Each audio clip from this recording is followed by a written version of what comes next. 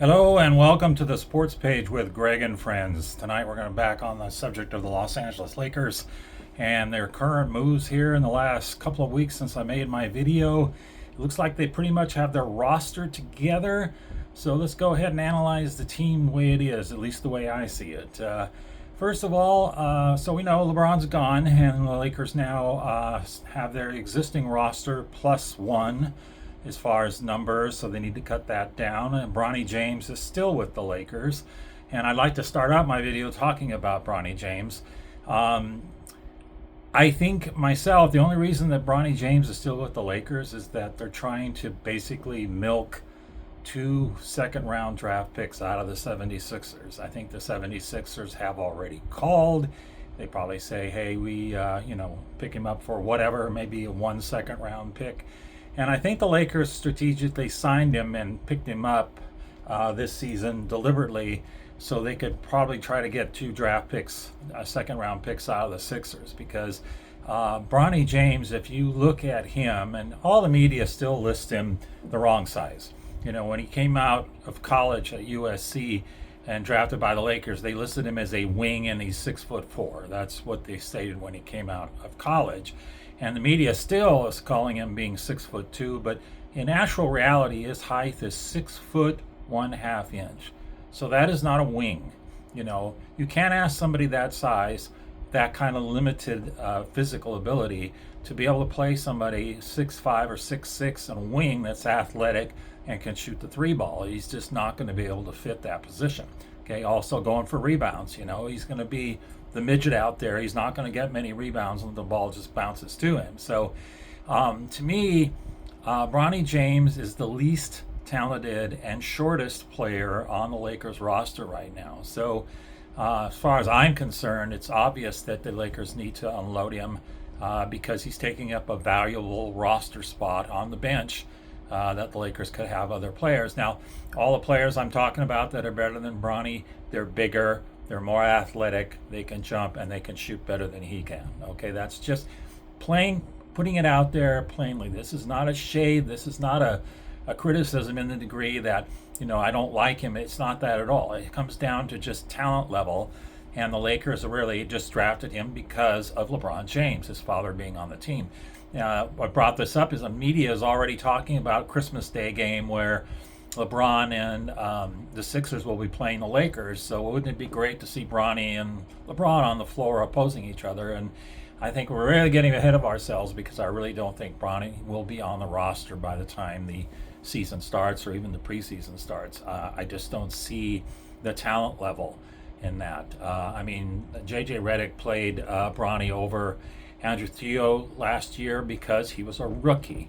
J.J. Redick does not play rookies. He doesn't. So you've got Cameron Carr with great talent, great ability, so much more talent than what Bronny James has. And he's probably not going to play this year because J.J. Redick doesn't play rookies. All right. So if Bronny's still on the team, then he's probably going to play over those guys, and it's just crazy, and it doesn't make any sense to me. So I think the Lakers should try to package him on a trade to somebody trying to get a better player. I mean, there's Dalton Connect, there's other players on the roster, Jaden Hardy maybe, their contracts, and just unload Bronny that way and get themselves a useful player in that roster spot. And then the team that picks up Bronny will just probably waive him or cut him, and then the 76ers get him for free. So I think myself, that's the way it's going to go. All right, enough about Bronny James. Let's talk about the roster moves. So they went ahead and they signed Austin Reeves to this really big contract, $46 million a year. And I, like everybody else, think they really overpaid for him because it's just, he's a great shooter. He can set things up. He gets the most fantastic shots off and gets fouls. But talent-wise, athletic-wise, you can't compare him to other players. I mean, Luka Doncic is not a natural athlete, in my opinion. And same thing with Austin Reeves.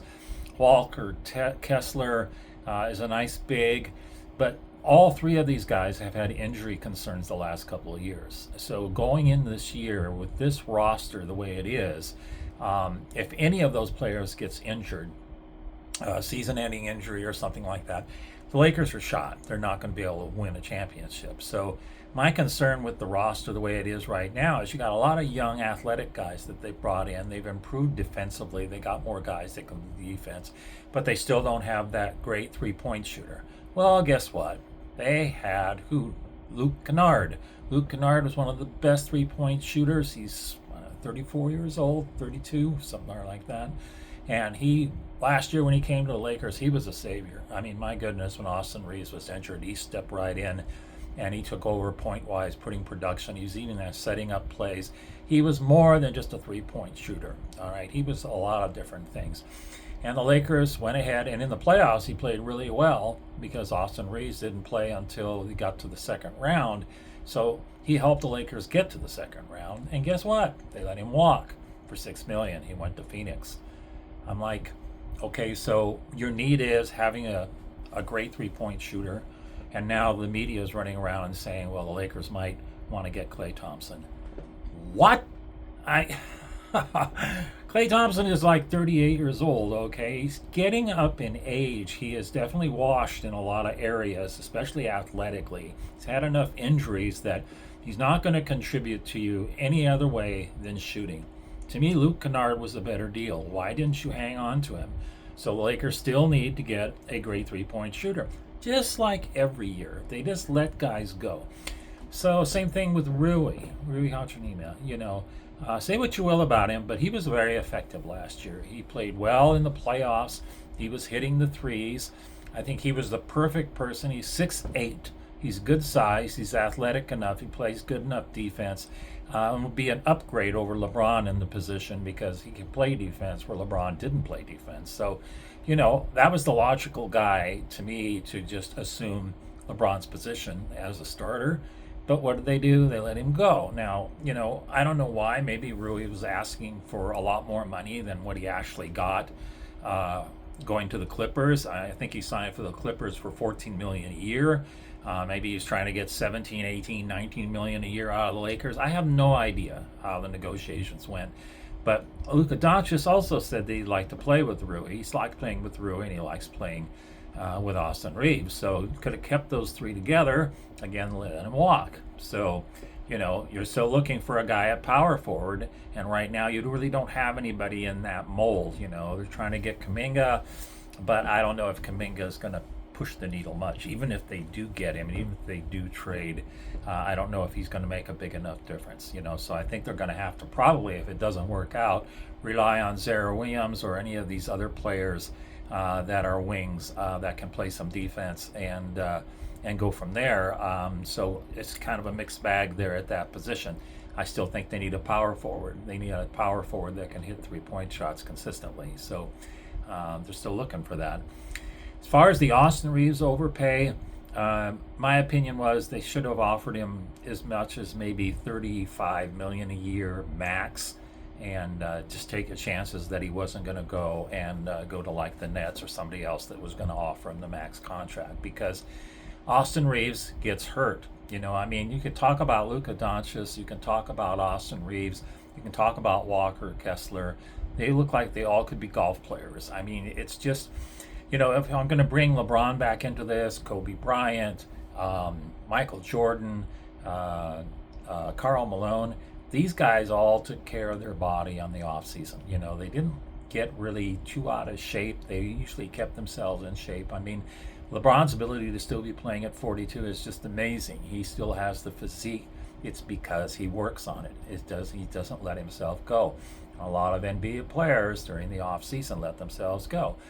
Does Anthony Davis ring a bell? Well, yeah, they just had an article come out not too long ago that Anthony Davis, LeBron James, when he first was with the Lakers and they traded and got him, he was saying, well, why don't you get up early with me and work out and everything? And, he was saying at that point that, that's too early. I don't want to get up, So there you go.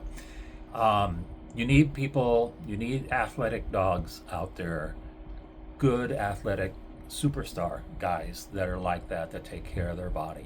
All of these guys that I'm mentioning, all of them have taken care of their body in the off season, and they're ready to go, and their physique is great. So Walker Kessler, Austin Reeves, Luka Doncic, I think the big question is health. Are they going to stay healthy for an entire year? Will they be there for the playoffs where they need them? Well, as far as that goes, Austin Reeves and Luka Doncic were not there for the playoffs. So, they didn't win. So, like it is every year. Every year it happens. It seems like the injuries happen at the wrong time. But these injuries were probably preventable, and I talked about this in the last video. Is JJ Redick. You need to manage and coach your players so you don't get them injured. And I've talked about this. I'm not going to run over it again, but this is a big year for JJ Redick. He's got good support coaches, assistant coaches. Is he going to be able to coach a basketball game well enough with this team, with this talent, without LeBron being on it and dictating minutes? Will he be good enough to be able to figure out substitutions and do the things, keep the players healthy, rotate them in and out? Are they going to be able to do that? And I just don't know.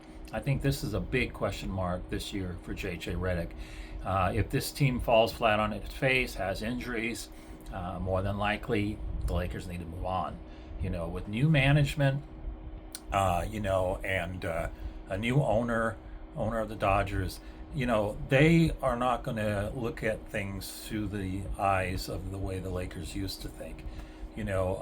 Rob Pelinka and Jeannie Buss, bless their hearts, but every year the Lakers seem to have a flawed roster. We've heard that so many times, and I have a feeling that this year, because this has Rob Pelinka's fingerprints all over this team. He signed up everybody that he could. He made the trades, gave up too much, paid too much to get this team ready for Luka Doncic to be able to be satisfied with, because they don't want to lose him. He is their future now.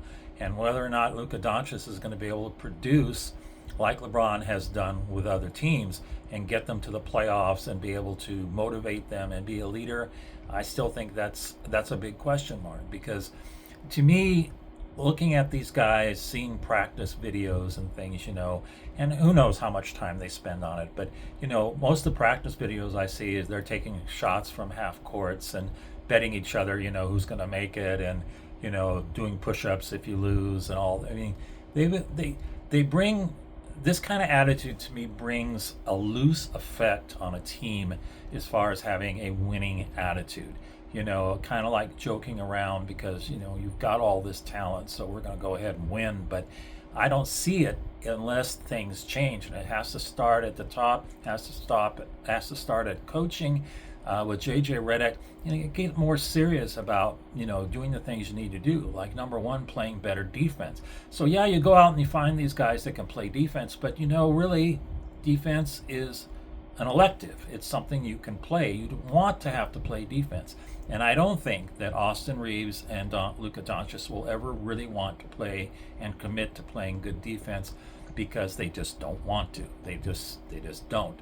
And that's going to be a major problem with them moving forward, because they're going to be depending on Walker Kessler to be policing the middle. And I don't know if necessarily he's going to be able to fill all those holes because of all the defensive problems that you have. Just go out and learn and play defense the way you should, and then you can have a cohesive team. That's what the Warriors did when they had Steph Curry and Klay Thompson together. When Steve Kerr first got there, is they had to buy into the defensive scheme first.